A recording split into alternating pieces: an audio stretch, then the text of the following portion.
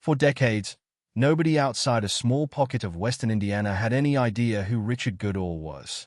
He mopped hallways, wiped down cafeteria tables, and hauled trash bins at a middle school in Toyota, and most of the kids who passed him in the hallway just called him Mr. Richard.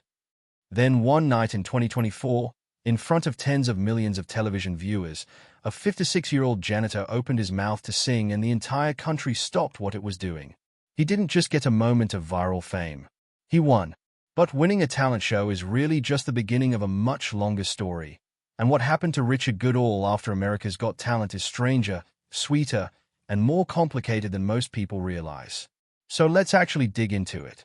There's a particular kind of internet story that tends to follow a familiar, sad pattern.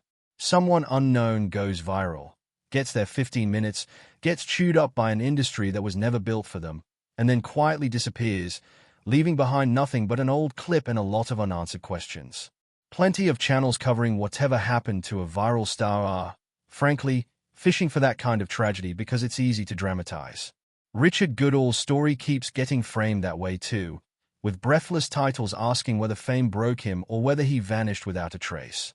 The truth is a lot less sensational, and honestly, a lot more admirable, because the real story of what happened after his win is about a man who simply kept being himself while an entire industry reorganized itself around him. To understand what after means for Richard, you have to understand what his life looked like before any of this started. Goodall spent 23 years working as a custodian for the Vigo County School Corporation, most recently at West Vigo Middle School. It was steady, unglamorous work, the kind nobody thinks to ask about. But Richard had a habit that set him apart from every other janitor pushing a mop bucket in America. He sang while he worked. He'd been singing basically his whole life, ever since he was a kid falling in love with classic rock on the radio, and somewhere along the way it became part of his daily routine at school. On Veterans Day, he'd sing God Bless the USA in the halls. Teachers got used to it. Kids got used to it. Nobody thought much of it, because that's just what Richard did between classes. Then, in 2022, that habit found an audience it was never meant to have. Goodall sang at a school event, and a video of the performance made its way onto the internet, where it quietly built momentum before exploding into a full-blown viral moment. People who had never met him, never worked with him, never even heard of Toyota, Indiana, were suddenly watching a middle-aged school custodian sing like it was the most natural thing in the world. The response caught even Richard off guard.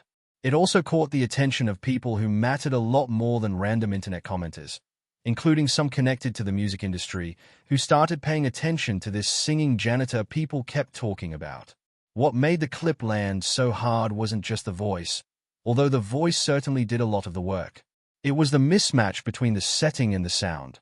Here was a guy in work clothes, standing in a school hallway instead of a recording booth, singing with the kind of full-chested conviction most people only expect from professionals who've spent years chasing exactly that moment. There was no stage lighting, no polish, no production value to speak of.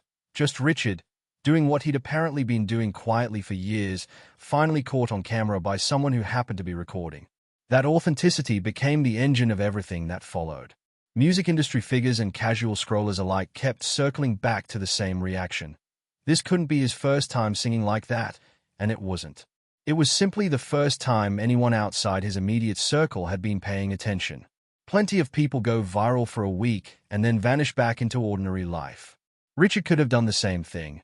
Instead, encouraged by students, co-workers, and the sheer momentum of that clip, he decided to actually chase it.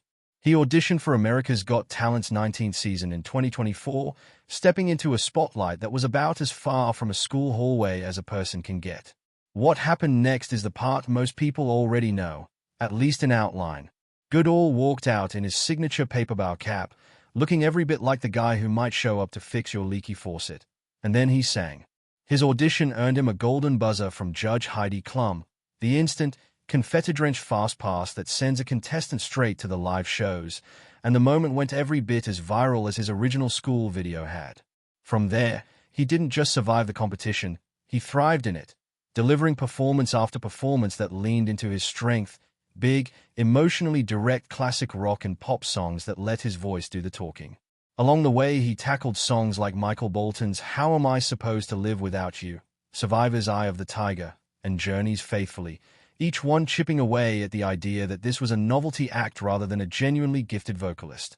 By the time the season 19 finale rolled around, Goodall was standing against 9 other finalists, including gravity-defying acrobats, a Zimbabwean stand-up comedian, a Japanese dance troupe, and a dog-performing duo, in the final stretch of the competition. When the dust settled, it was Richard who was named the winner.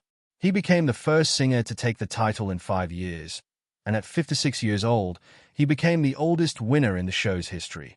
A school janitor from Teiote had just beaten out professional performers from around the world on national television, and the whole thing happened without him changing who he fundamentally was. Part of what made the win resonate so widely was the finale itself, which leaned all the way into the story that had made Richard a household name in the first place.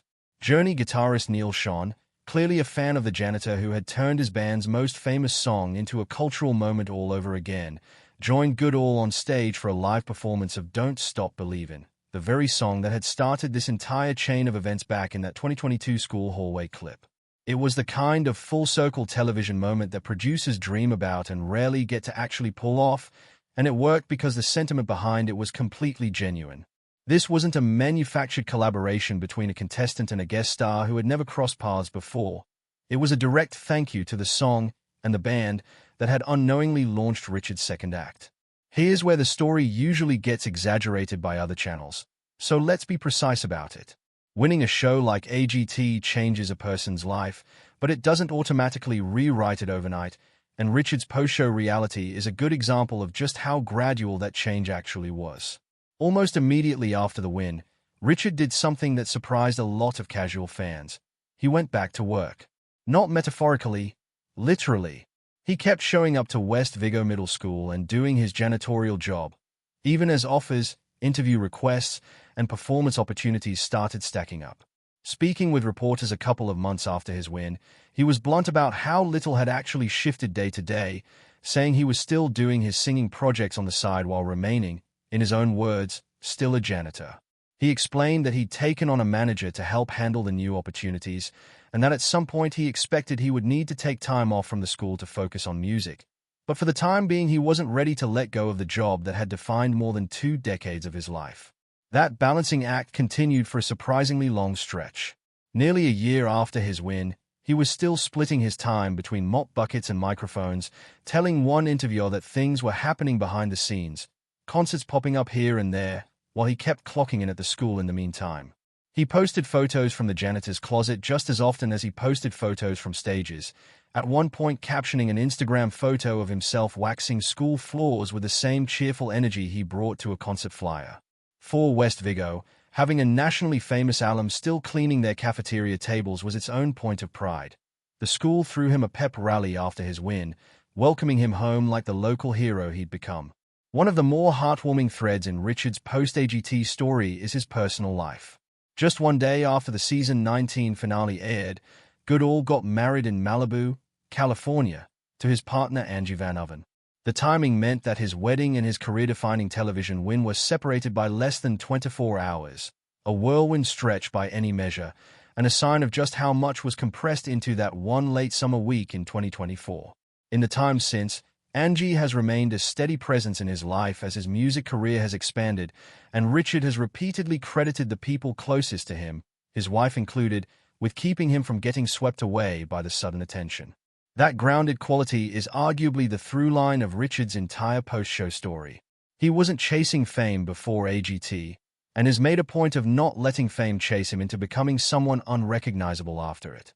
In interview after interview, his return to the same idea: not much has changed about who he is, even if a great deal has changed about what he gets to do. It also helped that his community treated his fame with a kind of matter-of-fact warmth rather than turning him into an untouchable celebrity. Students and colleagues who had known him for years mostly just kept seeing Richard, greeting him the same way they always had, whether he'd just come off a national tour stop or a red carpet appearance. That everyday normalcy, more than any press release or carefully managed public image, is probably the single biggest reason his story never curdled into the kind of cautionary tale so many overnight viral stars end up living out. He had 2 decades of relationships and routines in Teiote that fame simply couldn't erase, even if it wanted to. Winning a talent competition and building a sustainable music career are two very different challenges, and Richard has spent the time since his win quietly working on the second one. Rather than immediately signing with a major label or vanishing into an inaccessible celebrity bubble, he took a slower, homegrown approach, booking shows, building a team, and staying largely rooted in his home state. His live schedule expanded steadily. He performed at venues across Indiana and beyond, at one point opening for AGT judge Howie Mandel during one of Mandel's own live shows in Las Vegas, a full-circle moment considering Mandel had been one of the judges evaluating him on stage not long before. He also made a trip to Nashville in 2025, a city that means something very specific to any working musician in America, where he teased that new music was in the works. He picked up local and regional gigs throughout the year, often posting updates from the road on social media, sounding less like a man overwhelmed by sudden stardom and more like someone genuinely enjoying the ride while it lasted. Then, in September 2025, Richard got a moment that must have felt almost too poetic to be real. He returned to the America's Got Talent stage during the show's 20th season finale, this time not as a contestant but as a guest performer, debuting an original song. And he didn't do it alone. He shared the stage with Neil Schon, the actual guitarist of Journey, the band whose song Don't Stop Believin' had started this entire chapter of his life back when a school video first went viral. The image of Richard Goodall, former janitor, performing an original track alongside a member of Journey on the same stage where his own journey began, closed a loop that even a screenwriter might have hesitated to write. Amid all the professional milestones, Richard's post-AGT life also included a deeply personal one. Reporting around his ongoing story noted that Goodall met his biological father for the first time, describing the experience in glowing terms as an amazing moment in his life. For a man who has spent his newfound platform talking openly about family, gratitude, and staying true to his roots, reconnecting with a previously unknown part of his own family history added a quieter, more private dimension to a year that had otherwise played out in front of cameras and concert crowds. For 2 full years after his win, Richard kept working as a janitor, and that consistency became almost as much a part of his public identity as his singing voice. But nothing lasts forever. And by the end of the 2025 to 2026 school year, Richard finally made the decision that fans had been expecting since 2024. He retired from his job at West Vigo Middle School. He didn't frame it as a dramatic break or a rejection of his old life. Quite the opposite.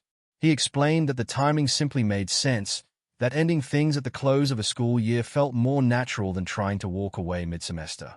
After 23 years with the school corporation and 2 additional years of juggling both careers at once, Richard finally stepped fully into life as a full-time performer.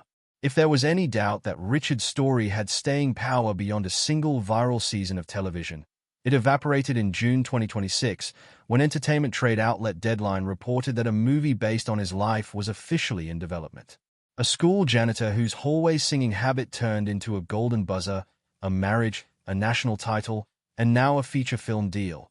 It's the kind of arc that studios don't usually get handed on a silver platter, and it speaks to just how much Richard's story resonated far beyond the initial viral clip. His also stayed loosely connected to the America's Got Talent universe itself, even hinting in interviews that a trip across the Atlantic for Britain's Got Talent wasn't entirely out of the question.